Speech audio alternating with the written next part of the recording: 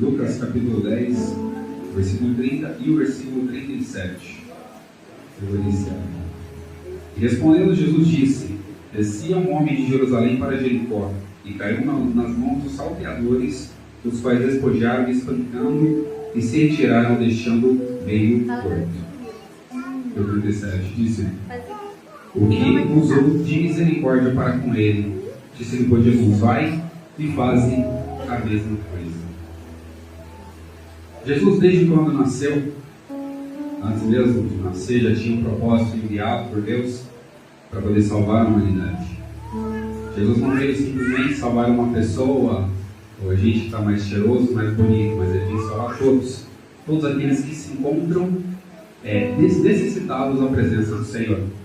Todos aqueles que de coração se entregarem a Jesus, ele veio salvar e buscar aquele que se havia perdido. Jesus não veio dividir nada, Jesus não veio dividir reinos, não veio dividir pessoas, ele veio juntar, porque ele mesmo fala que o reino dividido não pode subsistir em si mesmo. Jesus veio trazer a união, trazer a salvação e a retificação do homem para com Deus. Porque o pecado faz divisão entre nós e Deus, o pecado sempre separou o homem de Deus. E Jesus veio quebrar essa divisão e fazer-nos aproximar cada vez mais, rasgando o véu do templo e nos dando acesso direto a Deus por intermédio de Jesus. Deus falando que ele era o caminho, ele era a verdade e a vida. E havia uma forma de aproximar dele. E Paulo fala que pela graça seriam salvos por meio da fé. E isso não vinha de nós, era o nome de Deus. E não vem das obras, para que ninguém possa se gloriar. E muitas vezes achamos que por mérito nós podemos adquirir a salvação, por mérito nós podemos adquirir aquilo que Deus deu de graça, e por sacrifício de Jesus Cristo. O sangue de Jesus foi alto preço pago na cruz. Qual foi o preço? O preço de sangue. Não tem como você pagar isso. E é de graça que Ele nos ofereceu isso, e é de graça que nós iremos alcançar isso pela misericórdia dele. E nunca vai ser por mérito nosso, porque a graça que alcançou na nossa vida é um favor que a gente não merece. Nós teríamos nem como a capacidade de poder alcançar a salvação, nem fazer do nosso próprio sacrifício. Muitas pessoas falam que Jesus morreu em seu lugar. Jesus não morreu em seu lugar, porque o seu sacrifício não valeria de nada. E nós sabemos muito bem que quando era feito o sacrifício, na época antiga, o sacrifício tinha que ser um cordeiro limpo, sem manchas, e sem nenhuma marca e sem nenhum defeito. E nós somos defeituosos pelo pecado desde Adão. Então não era necessário, não seria suficiente o nosso sacrifício. Mas Jesus, Deus enviou Jesus, um cordeiro santo, sem mancha, sem mácula e sem nada, para poder salvar a humanidade do pecado e tirar essa divisão e quebrar essa barreira, para que nós pudéssemos ter acesso à salvação. A salvação foi para todos.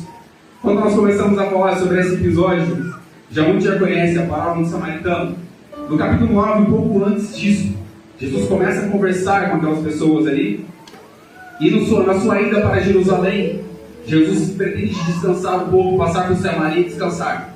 Mas acontece um episódio muito interessante. Quando Jesus pede para os seus discípulos ir até Samaria e pedir para aquelas pessoas que dessem guarita desse lugar para que ele pudesse descansar, eles negaram. Eles negaram guarita ao mestre.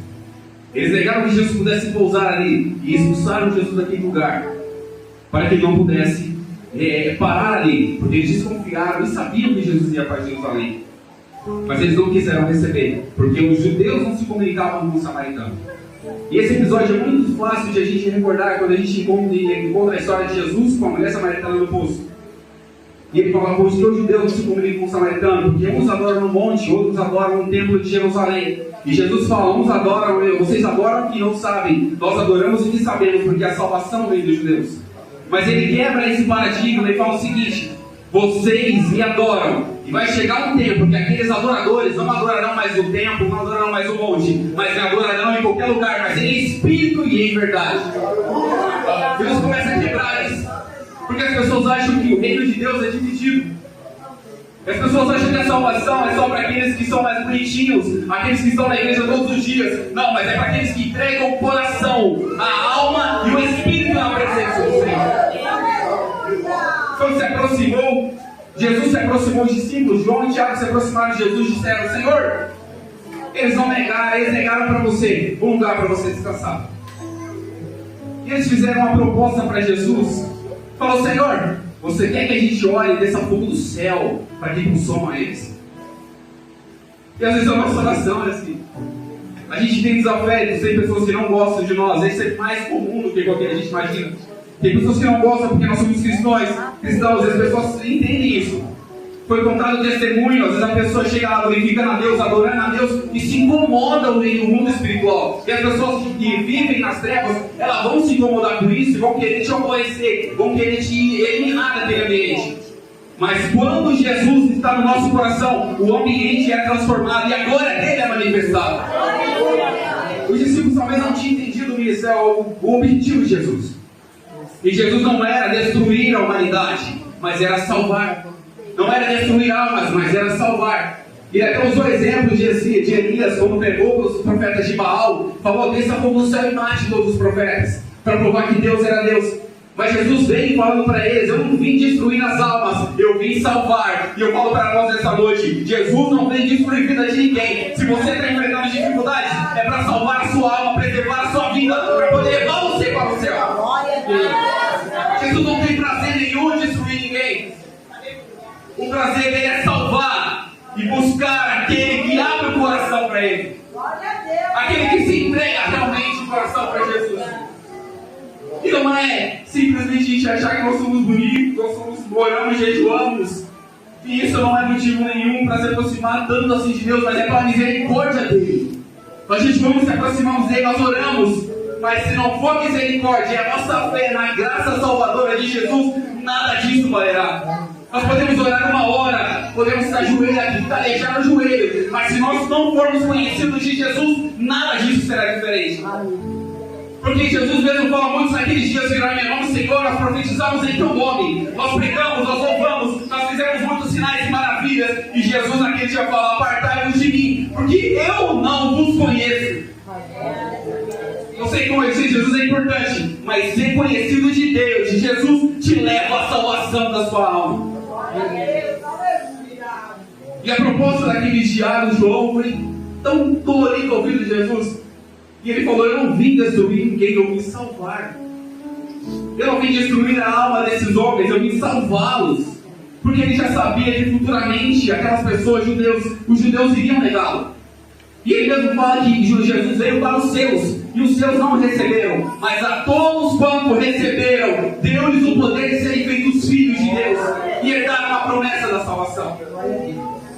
No capítulo 10, Jesus começa a dar tarefas aos discípulos. Para quem conhece a história, sabe muito bem que Jesus não tinha apenas 2 discípulos, tinha muitos outros discípulos que ele formou. Muitas pessoas que realmente seguiam para fazer aquilo que ele fazia, para pegar o evangelho, levar boas novas, trazer salvação às pessoas. E ele começa a enviar os 70 discípulos. Além daqueles 12 que já tinha, ele envia 70. E fala: vamos de 2 em 2. Jesus sempre se preocupava muito com a companhia que eles tinham. E não é diferente na nossa vida. Jesus se preocupa com a sua companhia, com quem você tem andado. E é importante saber com quem nós andamos. Se andamos com pessoas que nos levam para o caminho da salvação, isso sim é importante. Mas não se aproxime de gente que só quer destruir os seus passos, só quer aborrecer e impedir o seu caminho, fechar a porta para que você não alcance a salvação. Busque pessoas que te levem até Deus, para que a sua salvação seja garantida em Jesus. Ele enviou esses discípulos e falou para eles: eu vos envio vocês como ovelhas no meio de lobos. Eles foram.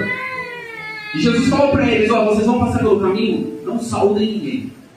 Por quê? Por que não saúdem ninguém? Talvez Jesus está falando para eles: vocês não têm que falar com ninguém. Não, porque o objetivo que Jesus tinha dado para ele, a meta que Jesus tinha dado para ele, o ponto crucial de Jesus é: vocês vão para a cidade que eu daqui a pouco estarei lá. Porque eles precisavam preparar o coração daquelas pessoas, porque o Messias ia para aquelas cidades. Ele enviou aqueles discípulos para preparar aquilo. Falou: não se comuniquem com ninguém. Vocês vão como ovelha no meio de lobos. Mas entenda uma coisa: o meu nome vai com vocês. O meu nome tem poder para salvar, para curar, para libertar, para restaurar famílias e para colocar aquele que está enfermo de pé, aquele que está morto, ressuscitar. Porque é assim que Deus faz. Verdade, Deus. Aleluia. E Jesus falou para eles: vão e não se distraiam no caminho. É muito comum para nós. Nós somos seres humanos. E às vezes qualquer coisa tira a nossa atenção. Qualquer coisa distrai a nossa atenção. E Jesus nessa noite está falando pra gente: não deixe ninguém distrair da sua atenção no meio do caminho. Continue aquilo, fazendo aquilo que Ele te chamou. Não deixe ninguém roubar a tua atenção. Não deixe ninguém parar a sua fé. Continue firme, porque o caminho vai ser difícil, mas o resultado é garantido, porque Jesus que prometeu. O mais interessante disso tudo, os discípulos foram e eles retornaram. Eles voltaram felizes. Eles foram como ovelhas no meio de lobos e voltaram felizes. Porque eles falaram: Senhor, nós ficamos alegres, porque pelo teu nome os demônios se submetem.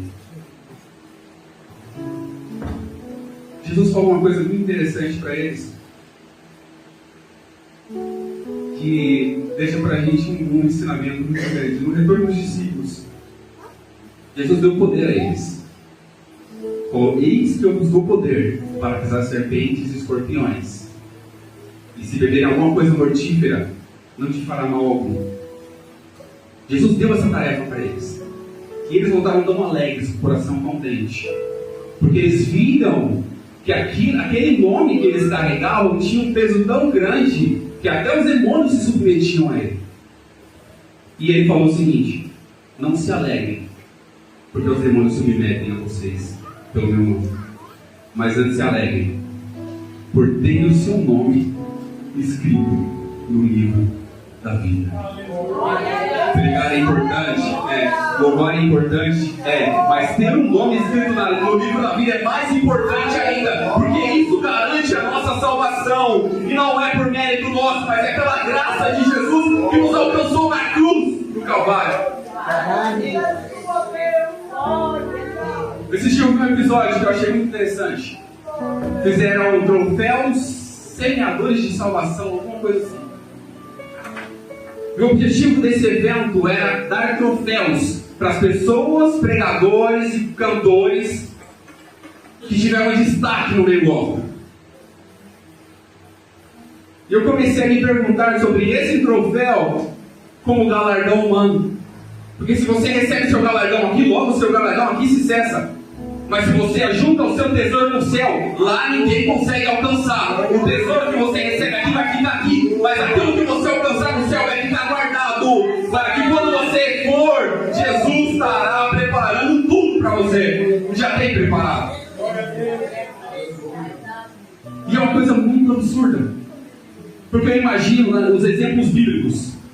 Qual foram os troféus dos homens que viveram na época de Jesus?